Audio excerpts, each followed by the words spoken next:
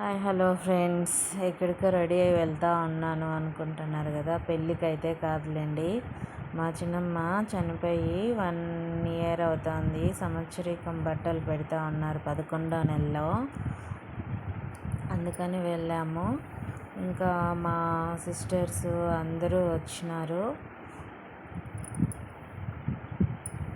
ఇంకా ఇల్లంతా కలుసుకునేది ఇట్లా ఎవరైనా ఏదన్నా అయితే అలాంటప్పుడు, లేకపోతే ఏదైనా ముఖ్యమైన పండగలప్పుడే కలుసుకుంటాము అందరము.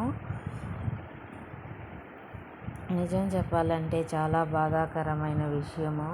ఎందుకో మా దురదృష్టమో ఏమో కానీ, మా నాన్న వాళ్ళు 4 అన్నదమ్ముళ్ళు, 1 చెల్లెలు, అందరూ చిన్న వయసులోనే చాలా చనిపోయినారు. అందరూ అంటే అందరూ కాదు, మా నాన్న, మా చిన్నాన్నలు 2, మా చిన్నమ్మ, 4 చనిపోయినారు ఇప్పటికే.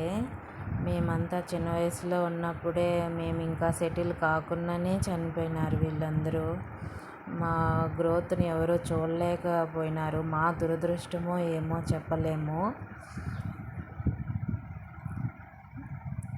ఇంకా ఇలాంటి విషయాలు మాట్లాడకూడదులే ఎక్కువగా.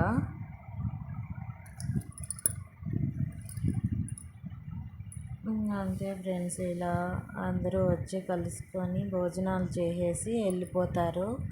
మళ్ళీ ఎప్పుడు వస్తారో ఏమో తెలీదు. ఇంకేదైనా పండగ జరిగితే అప్పుడు వచ్చి కలుస్తారు అందరూ. ఎవరి పనుల్లో వాళ్ళు బిజీ అయిపోతారు మళ్ళీ. అంతే, ఇంకా అందరూ తినేస్తూ ఉండారు. భోజనాలు కూడా బాగానే పెట్టినారు. అంతా నాన్ వెజ్ అయితే ఉండదు, వెజిటేరియన్ ఫుడ్డే.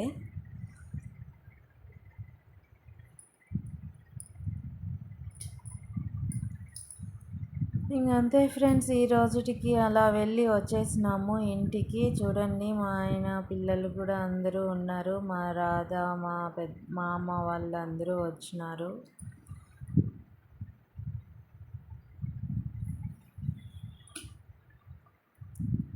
ఇక్కడ వచ్చి మా అన్న కొడుకు ఈ మధ్య ఇంటర్ అయిపోయింది, ఇంకా ఎక్కడ జాయిన్ అవుతాడో తెలియదు, బీటెక్కి.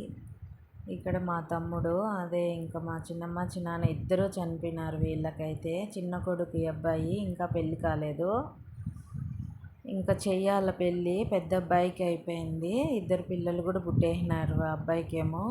ఇంకా చిన్న అబ్బాయికి పెళ్ళి చేయాలి మేమే అందరం కలుసుకొని, అక్క చెల్లెళ్ళము అన్నలు అందరూ కలుసుకొని.